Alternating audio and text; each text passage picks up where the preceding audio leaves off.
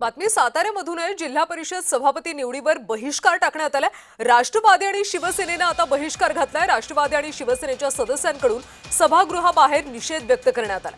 महत्त्वाची माहिती सध्या मिळते। राष्ट्रवादी आणि शिवसेनेने आता जिल्हा परिषद सभापती निवडीवर बहिष्कार टाकल्याचं कळतंय। सध्या सभागृहाच्या बाहेर राष्ट्रवादी आणि शिवसेनेकडून निषेध व्यक्त केला जातोय। सातारा जिल्हा परिषदेच्या अध्यक्षपदावेळी ज्या पद्धतीने राडा झाला होता, त्यानंतर त्या सगळ्या राड्याचा शिवसेना आणि राष्ट्रवादी आता वचपा काढणार का, याकडे सगळ्यांचं लक्ष लागलं होतं। मात्र राष्ट्रवादी आणि शिवसेनेने सभापती निवडीच्या निवडणुकीवर आता बहिष्कार टाकल्याचं पाहायला मिळते। सभागृहाबाहेर सदस्यांनी निषेधाच्या घोषणा दिलेल्या सध्या पाहायला मिळतात। एक्सक्लुझिव्ह दृश्य आपण पाहतोय। जिल्हा परिषद सभापती निवडीवर आता बहिष्कार टाकण्यात आलाय। राष्ट्रवादी आणि शिवसेना या दोन्ही पक्षांनी बहिष्कार टाकलाय। सभागृहाच्या बाहेर सध्या सदस्यांकडून निषेधाच्या घोषणा दिल्या जातात। काही दिवसांपूर्वी सातारा जिल्हा परिषद अध्यक्ष निवडीवेळी भयंकर राडा झाला होता।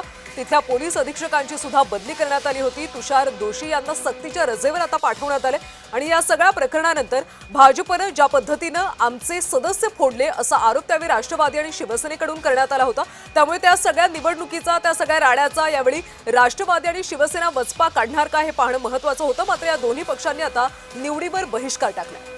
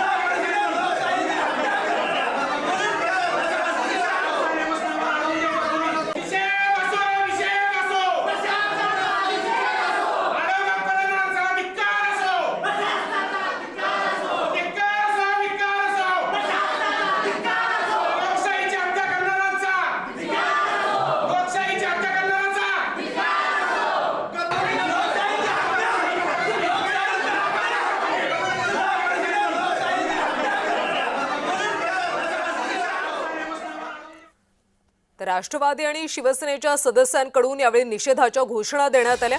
राष्ट्रवादी आणि शिवसेनेच्या सदस्यांनी सभापती निवडीवर आता बहिष्कार टाकलाय। काही दिवसांपूर्वी सातारा जिल्हा परिषद अध्यक्षपदाच्या निवडीवेळी भाजपने ज्या पद्धतीने रणनीती केली होती, कारण भाजपने आमचे सदस्य फोडले असं शिवसेना आणि राष्ट्रवादीचा आरोप होता आणि आमचे सदस्य फोडल्यानंतर भाजपने जिल्हा परिषदेवर आपला अध्यक्ष नेमला। त्यामुळे एक प्रकारे त्यावेळी राडा झाला होता। मंत्री शंभूराज देसाई यांना सुद्धा थोडीशी त्यावेळी दुखापत झाली होती। पोलिसांकडून त्यांना सुद्धा मारहाण झाली असा आरोप केला होता। अर्थसंकल्पीय अधिवेशनामध्ये सुद्धा हा मुद्दा प्रचंड गाजला होता। त्यामुळे आताच्या सभापतीची निवड कशा पद्धतीने होते याकडे सगळ्यांचं लक्ष लागलं होतं। मात्र यावेळी राष्ट्रवादी आणि शिवसेनेने एक वेगळी भूमिका घेतली। सदस्यांनी या सभापती निवडीवरच आता बहिष्कार टाकल्याचं पाहायला मिळतं। अधिकचे अपडेट्स घेऊयात आमचे साताऱ्याचे प्रतिनिधी प्रकाश शिंदे यांच्याकडून।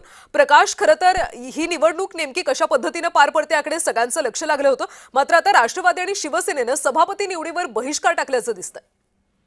नक्कीच ही जी निवडणूक होती ही नक्की सभापती कोणाचे होतील याची उत्सुकता संपूर्ण महाराष्ट्राला होती। कारण की गेल्या 20 तारखेला जो या ठिकाणी राडा झाला, तो राडा संपूर्ण महाराष्ट्रासह विधानसभा असू दे यामध्ये मोठ्या प्रमाणात गाजला आणि आज ह्या निवडी होत्या। खरं तर यामुळे सातारचे जे पोलीस अधीक्षक होते यांचा सुद्धा सक्तीच्या रजेवर पाठवलेला आपल्याला पाहायला मिळाले गेल्या काही दिवसात। परंतु आता जी निवडणूक चालू आहे या निवडणुकीच्या दरम्यान राष्ट्रवादी आणि शिवसेना यांच्या सदस्यांनी काळ्या फिती लावून या ठिकाणी सभागृहात प्रवेश केला। त्यानंतर यांनी या निवडणुकीवर बहिष्कार टाकून आता सध्या हे जिल्हा परिषदच्या जिन्यावर बसलेले आहेत आणि त्या पायऱ्यावरती बसून हे आंदोलन करत आहेत। प्रकाश, पोलीस प्रशासनाकडून सगळी परिस्थिती कशा पद्धतीने हाताळली जाते? नक्कीच यावेळेस जी सकाळी जरासा पोलिसांनी जास्त बळाचा वापर करण्याचा प्रयत्न केला, परंतु यावेळेस पोलिसांनी संपूर्ण परिस्थिती आटोक्यात आणण्याचा प्रयत्न केलेला आहे आणि कोणालाही बळजबरी केले नाही। परंतु जे हे राष्ट्रवादी जे जिल्हा परिषद सदस्य असू देत किंवा कोणाचेही मोबाईल होते, ते मोबाईल आतमध्ये न नेण्याचा पवित्रा पोलिसांनी घेतल्यामुळे हे खरं तर राष्ट्रवादीचे सदस्य आहेत हे आक्रमक झालेलं पाहायला मिळालं। त्यामुळे आणखीनच गोंधळ यामध्ये भर पडली।